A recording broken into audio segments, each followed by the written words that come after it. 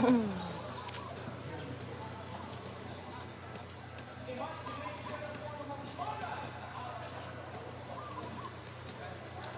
nagbabarikada na naman po ang PNP sa tapat pa ng Jose Maria College.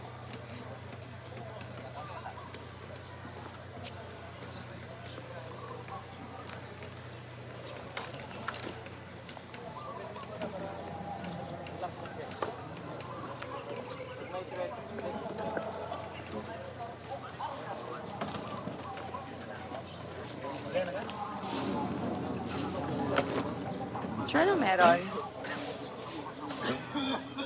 Sure, ano meron?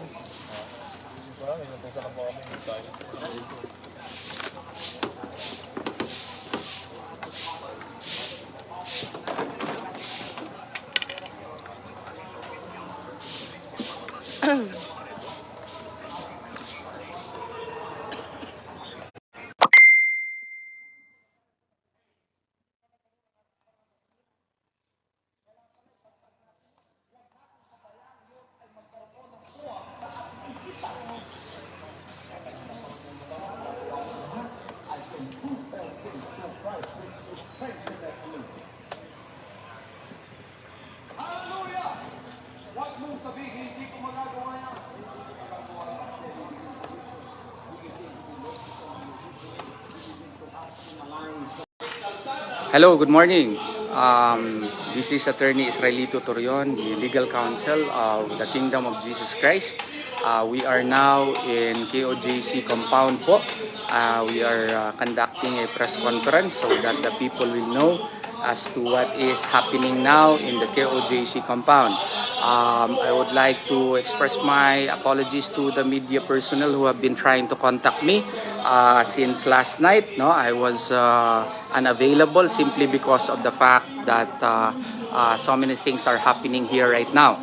And I decided to call this press conference composed of different media personnel. We're just waiting for some of the media personnel to arrive in order for you to know what is exactly happening now. Right now, the police is in front of us, so many of them.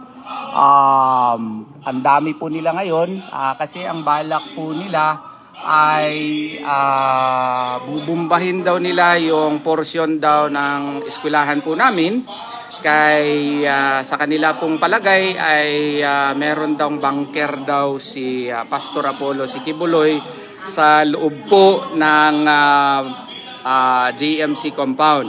Ewan ko kung ano po ang basihanan ni General Torre po dito at saka ni General Marbil, pero sana naman hindi nila itutuloy ito, no?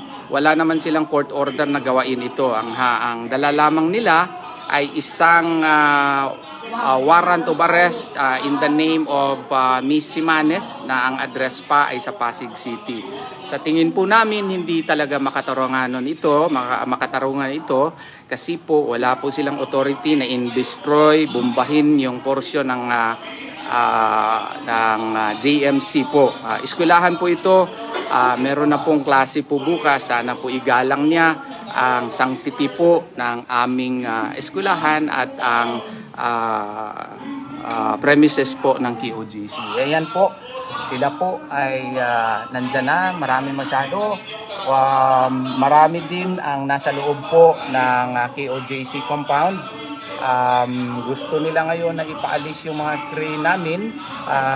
Nilagay po yan kasi nagpaalam na sila na bubumbahin nga daw yung portion po ng KOJC compound.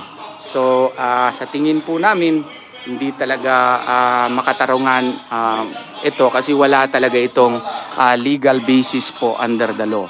So ayan po ang mga kapulisan na napakarami at may dala-dala silang mga equipment na gusto po nilang bombahin ang portion po ng JMC, party po ng aming eskwelahan, no? At party po ng simbahan ng KOJC.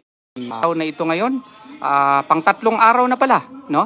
At gagawin nilang rason iyon dahil sa arrest warrant na ito upang bombahin po ang portion po ng KOJC compound. Sa aming tingin po, ay mali po ito. Pasensya na po, medyo itim na po ako. Wala akong magawa dyan kasi sa init po na sige lakad-lakad. We are just waiting for some members of the media who will be coming over. And I have to do this. This is my first time to do live. I'm not so techy. My apologies. But I just would like to inform the people that this is your Philippine National Police now. They are doing that because they intend to bomb a portion of the JMC compound because of their belief that Pastor Apollo C. Quiboloy ay nandun daw sa isang bunker. No? So, pwede ba ito na walang court order? Pwede ba itirgas yung mga tao na nag-express lang ng kanilang hinanakit kung bakit ito nangyayari po, maski wala namang probable cause na nandito si Pastor Apollo C. Quiboloy. Hinihikayat ko yung mga yung people of the Philippines to also ask whether or not this is proper in the light of the fact that they are only armed by a single warrant of arrest. Yung pinakita po sa akin 3 days ago po, no, ay isa lamang warrant of arrest na nakapangalan po kay Sylvia Simanes at ang address pa ay Pasig City. Pangatlong araw na po nila ngayon dito sa GMC compound at ang balak nila ay bubumbahin nga ang isang portion po ng KOJC compound. Makatarungan ba ito? Tama po ito?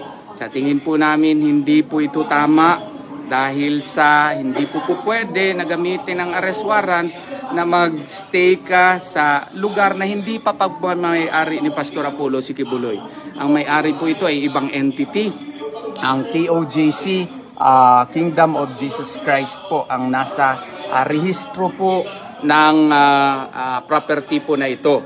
So sana naman ma-advise po ang Presidente ng Pilipinas na ihinto ito. Presidente Marcos, kung pwede po sana, huwag niyo pong bumbahin ang portion po ng GMC, no? Wala po si Pastor Apollo C. Quiboloy dito. Ilang beses na po na nag-search, naggawa na nga po ng heartbeat detector. Wala pong heartbeat. Nakakatawa nga po kasi at one time, dong ginamit yung heartbeat detector, tubo pala ang nakita, no? So, hindi po ito tama na paski walang court order ay bubumbahin ang porsyon ng KOJC, no? Arrest warrant lamang po sa isang tao ang pinakita na sa amin, kay Sylvia Simanes lamang po. Maybe ang akala nila they are immune from suit under section 17C of the anti-trafficking law.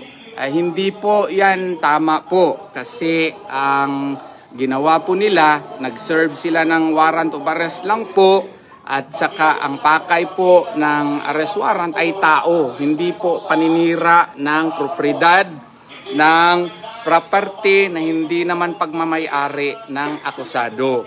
So sana naman po Presidente Marcos, ihinto niyo po ito kasi marami pong masasaktan. Hindi na po ito tama na 3 araw na ang pag-implementa ng arrest warrant. This is a severe intrusion into the privacy and ownership rights of the Kingdom of Jesus Christ members. And this is a violation under Article 420 of the Civil Code. And this is a violation also of basic decency, no? And human rights of the members of the KOJC. Sana naman po, President Marcos, kami po ay nakikiusap, ipahinto nyo po ito, hindi po karapat-dapat na bumbahin ang portion po ng KOJC para lang ma-prove ninyo na nandito si Pastor Apollo C. Quiboloy. Hindi na po ito tama. Sana magkuha man lang kayo ng court order po kung inaakala ninyo na kailangan kayo magbomba, no? Ngayon pa lang po ako nakakita na dahil lang sa isang warrant of arrest na ipinakita sa amin, mangbubumba na kayo ng isang portion po ng property. Hindi po ito tama.